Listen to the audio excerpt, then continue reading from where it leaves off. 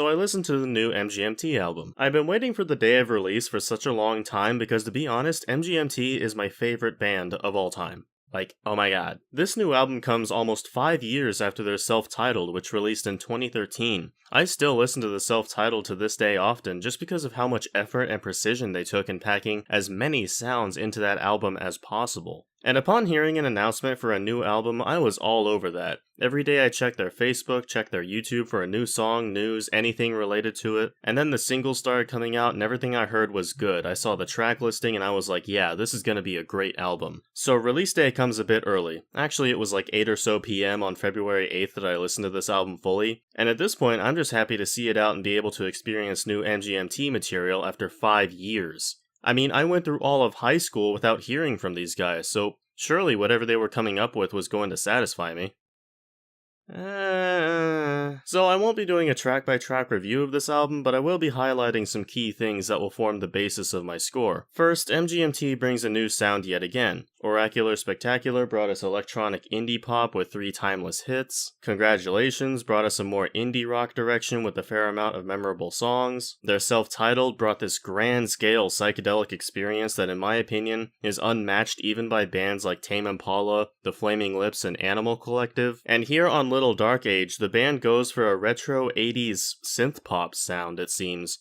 I mean, heck, what other direction was there to go in for them? And it may just be my bias as a fan talking, but they pull off this sound well too. Absolutely none of the songs here have overly bad or annoying moments.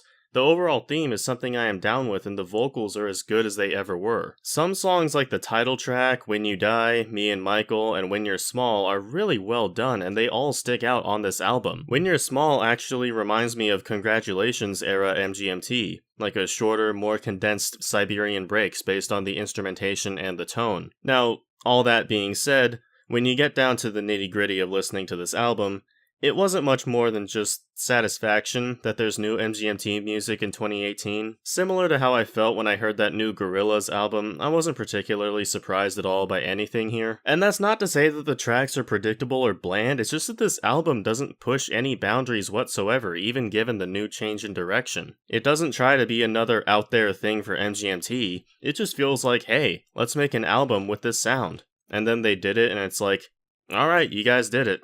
Good job.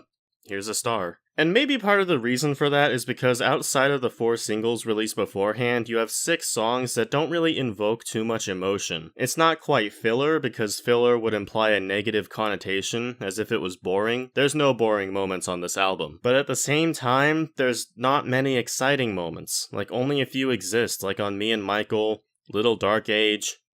That's it. The other 6 songs are just present, and they don't waste my time, but they don't give much for it either. All in all, MGMT released an album, and it sounds fairly decent. I have no major complaints besides its lacklusterness. Knowing MGMT, this is probably their last album for a long while, but you know what? I'm content. They continue to show skill in what they do, and they continue to abide by their own rules, and for that, I can't blame them. This album gets a 7 out of 10. Like I said, lackluster, but overall a decent experience that I wouldn't try to shy people away from.